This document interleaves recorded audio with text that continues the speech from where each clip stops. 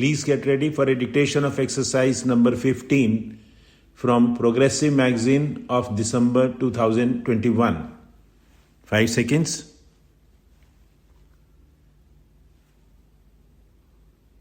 Start.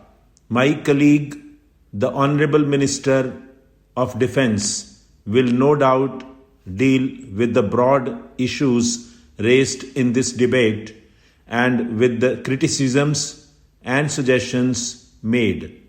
I have intervened to draw the attention of the House to certain broad and basic principles of the lines of defense, and more especially the problems that we have to face.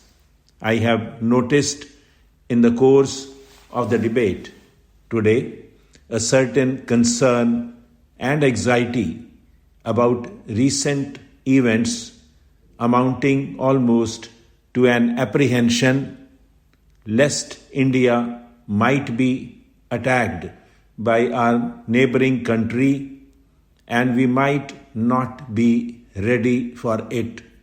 The number of recent border incidents, and more especially the fact that a great foreign country is giving military aid, has led, no doubt, to this apprehension. It is perfectly true that the situation today in regard to the defense of India has been very much affected by factor of military aid coming in from a great country, and we have to view this situation in this new light. The honorable members who spoke just before me asked us to have the latest equipment and the best training. What exactly does that mean? In nothing, I think, has there been such a great technological improvement as in war equipment. Of course, the latest example of that, the final example, is the nuclear weapon, atomic bomb or hydrogen bomb. That is the culmination of this process. It means that no country in the world, excepting the two great powers, is adequately defended because only they have enough of these nuclear weapons. How then does one judge the adequacy of a country's defense? Obviously, if some power which has nuclear weapons at its disposal choose to attack India from the purely military point of view, we have little defense. It may be that from other point of view, we may yet be able to meet this menace of the atomic bomb because a people that have vitality, strength and unity, and a people that will not surrender whatever happens can never be defeated. I have often said, therefore, that the real answer to the atomic bomb lies in other spheres.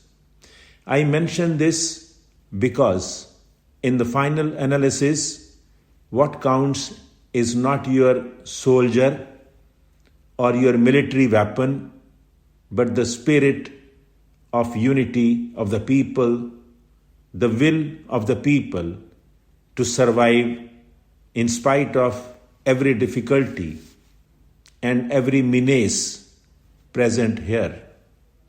If I am confident about India, that confidence depends more on the spirit and unity of our people than on other factors.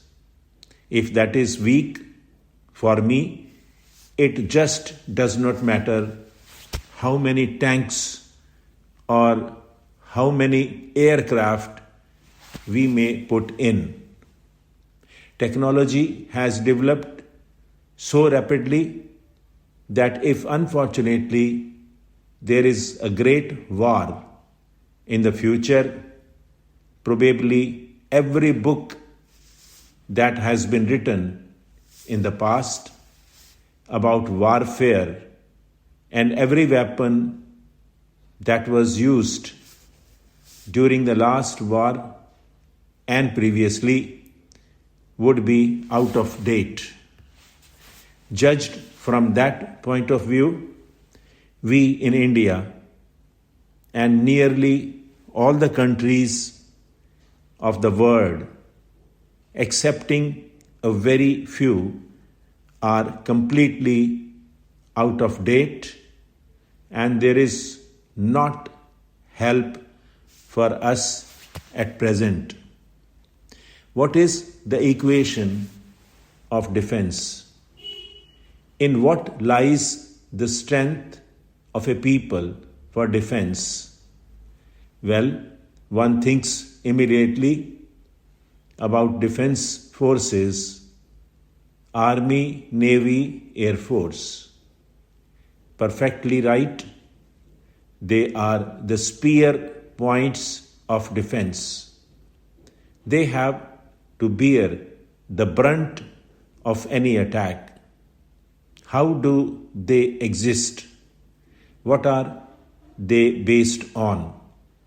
The more technical armies and navies and air forces get, the more important becomes the industrial and technological base of the country.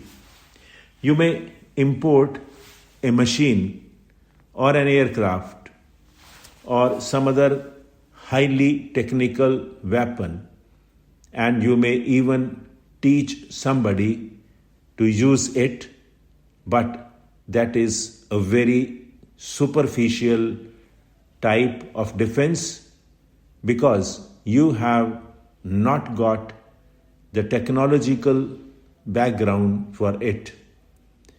If spare parts go wrong, your whole machine is useless.